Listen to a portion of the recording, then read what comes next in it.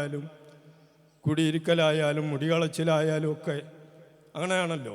നമ്മുടെ സാമ്പത്തിക ലെവലനുസരിച്ചാണ് നമ്മൾ ഓരോ കാര്യങ്ങളും നടത്തപ്പെടാറുള്ളത്.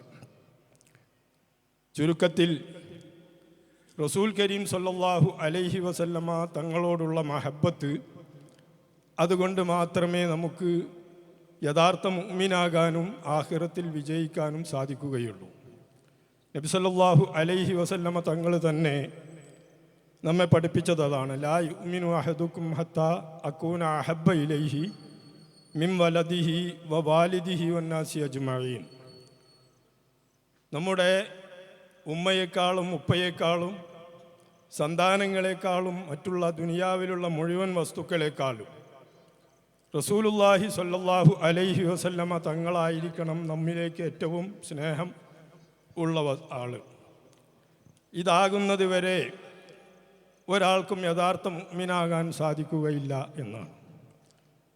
നമ്മുടെ ഉമ്മയെ സംബന്ധിച്ച് പറയുമ്പോൾ, ദുനിയാവിലൊരു മഖ്ലൂക്കിന് സുജൂദ് ചെയ്യാൻ വേണ്ടി കൽപ്പിക്കപ്പെടുമായിരുന്നു എങ്കിൽ അത് ഉമ്മക്ക് സുജൂദ് ചെയ്യാൻ കൽപ്പിക്കുമായിരുന്നു എന്ന് പഠിപ്പിച്ച പരിശുദ്ധ ഇസ്ലാം, ആ ഉമ്മയെക്കാളും നമുക്ക് ജന്മം നൽകുകയും നമ്മളെ പോറ്റി വളർത്തുകയും ചെയ്ത നമ്മുടെ പിതാവിനേക്കാളും നമ്മളുടെ കരളിൻ്റെ കഷ്ണങ്ങളായി നമ്മൾ സ്നേഹിക്കുകയും ചെയ്തുകൊണ്ടിരിക്കുന്ന നമ്മുടെ മക്കളെക്കാളുമൊക്കെ അള്ളാഹുവിൻ്റെ റസൂലിനെ പ്രിയം വെക്കണം എന്ന് പറയുമ്പോൾ, ഏതോ ഒരു സാധാരണക്കാരൻ കുല്ലിന്നമ അനവിശ്രും മിശ്ലുക്കും എന്നാണല്ലോ കുറേ കാലങ്ങളായിട്ട് ഓതി വരുന്നത്. അതിന് ശേഷമുള്ളത് ഓതുമില്ല. അപ്പോൾ സാധാരണ ഒരു മനുഷ്യനെ നിർത്തിയിട്ട്, അല്ലെങ്കിൽ സാധാരണ ഒരു മനുഷ്യൻ വന്നിട്ട് എന്നെ നിങ്ങൾ ഉമ്മയെക്കാളും വാപ്പയെക്കാളൊക്കെ സ്നേഹിക്കണം എന്ന് പറഞ്ഞതിൽ ലോജിക്കില്ല. സത്യത്തിൽ എല്ലാ നിലക്കും സ്നേഹിക്കപ്പെടുവാൻ അർഹനായ, പോസിറ്റീവല്ലാതെ നെഗറ്റീവായിട്ടൊന്നുമില്ലാത്ത ഇൻസാനുൽ കാമിൽ റസൂലുള്ളാഹി സ്വല്ലല്ലാഹു അലൈഹി വസല്ലമ തങ്ങൾ ആയതുകൊണ്ടാണ് റസൂലിനെ സ്നേഹിക്കപ്പെടുന്നത് വരെ യഥാർത്ഥ മുഅ്മിനാകാൻ സാധിക്കുകയില്ല എന്ന് പറഞ്ഞത്. ഏതെങ്കിലും ഒരു മൈനസ് പോയിന്റ്, ഒരാളെ നമ്മൾ എന്തിനൊക്കെ വേണ്ടി സ്നേഹിക്കപ്പെടുന്നു? സൗന്ദര്യത്തിന് വേണ്ടിയാണോ? സ്വഭാവത്തിന് വേണ്ടിയാണോ? തറവാടിന് വേണ്ടിയാണോ? കാര്യശേഷിക്ക് വേണ്ടിയാണോ? പ്രാപ്തി ഉള്ള ആൾ എന്ന നിലക്കാണോ?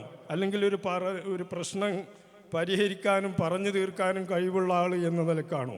ഇങ്ങനെ ഏത് മണ്ഡലങ്ങളെടുത്ത് പരിശോധിച്ച് നോക്കിയാലും അള്ളാഹുവിൻ്റെ റസൂല് ഒന്നാം സ്ഥാനത്താണ്.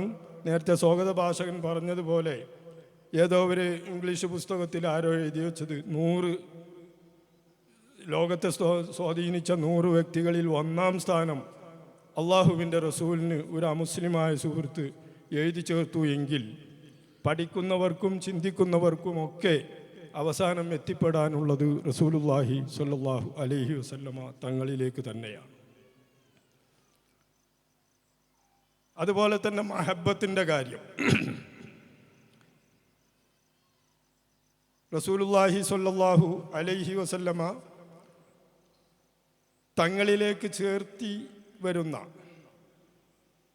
തങ്ങൾ നോക്കിയതിന് ബഹുമാനം, തങ്ങൾ തൊട്ടതിന് ബഹുമാനം, തങ്ങൾ തുപ്പിയതിന് ബഹുമാനം, ലോകത്ത് വെച്ച് ഏറ്റവും ബഹുമാനമുള്ള വെള്ളം അള്ളാഹുവിൻ്റെ കൈവിരലുകളിൽ കൂടെ മുഅ്ജിസത്തായിക്കൊണ്ട് പുറപ്പെടുവിച്ച വെള്ളമുണ്ടല്ലോ, മാവു സംസമിനേക്കാളും മാവുൽ കൗസറിനേക്കാളും അള്ളാഹുവിൻ്റെ റസൂലിൻ്റെ വിരലിൻ്റെ ഇടയിലൂടെ പുറപ്പെട്ട വെള്ളത്തിനാണ് എന്ന് പണ്ഡിതന്മാർ പറഞ്ഞു വെക്കുന്നു.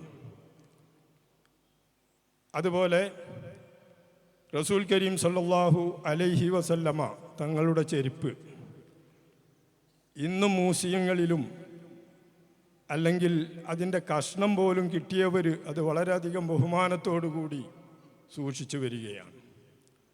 ചെരുപ്പിന് വല്ല ബഹുമാനമുണ്ടോ? നമ്മൾ 2000-3000 ഉറുപ്പ്യൊക്കെ കൊടുത്തിട്ട് വാങ്ങണ നമ്മളെ ചെരുപ്പ് ആ ചെരുപ്പ് നമ്മൾ ഇട്ട ചെരുപ്പ് ഏറ്റെടുക്കാൻ ആരെങ്കിലും കിട്ടുമോ? കിട്ടൂല.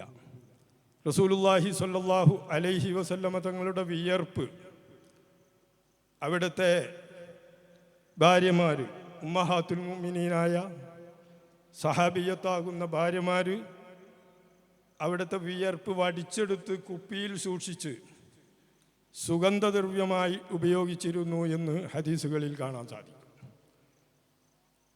ചുരുക്കത്തിൽ അള്ളാഹുവിൻ്റെ റസൂലിനെ സ്നേഹിക്കുകയും ബഹുമാനിക്കുകയും ചെയ്യുകയല്ലാതെ നമുക്ക് രക്ഷപ്പെടാൻ യാതൊരു മാർഗവുമില്ല. റസൂലുള്ളാഹി സ്വല്ലല്ലാഹു അലൈഹി വസല്ലമ തങ്ങളെക്കുറിച്ച് പറയുമ്പോൾ സാധാരണഗതിയിൽ നമുക്ക് ബഹുമാനമുണ്ടായതെന്താ? റസൂലുള്ളാഹി സ്വല്ലല്ലാഹു അലൈഹി വസല്ലമ തങ്ങളുടെ ഉമ്മത്തികളായി എന്നതാണ് നമ്മളെ ബഹുമാനം. ആലിമീങ്ങൾക്കും മുത്തഅല്ലിമീങ്ങൾക്കൊക്കെ ബഹുമാനം ഉണ്ടായതെന്താ? റസൂലുള്ളാഹി സ്വല്ലല്ലാഹു അലൈഹി വസല്ലമ തങ്ങളുടെ അനന്തരാവകാശികൾ, അൽ ഉലമാഉ വറസത്തുൽ അംബിയാ, അംബിയാക്കളുടെ വാരിസീങ്ങളാണ് ഉലമാക്കൾ എന്ന് പഠിപ്പിച്ചു. അതുകൊണ്ടെന്നുണ്ടായി ആലിമീങ്ങൾക്ക് ബഹുമാനമുണ്ടായി. നമ്മളിന്ന് നമ്മുടെ പരിപാടിക്ക് പ്രാർത്ഥന നടത്താൻ വേണ്ടി ബഹുമാനപ്പെട്ട ബാക്കിർ ശിഹാബ് തങ്ങളവറുകളെ കൊണ്ടുവന്ന് നമ്മൾ ദുആയിരുന്നു. ഇതെന്തുകൊണ്ടാ? നമുക്കാർക്കും ദുആ അറിയാത്തതുകൊണ്ടല്ലല്ലോ.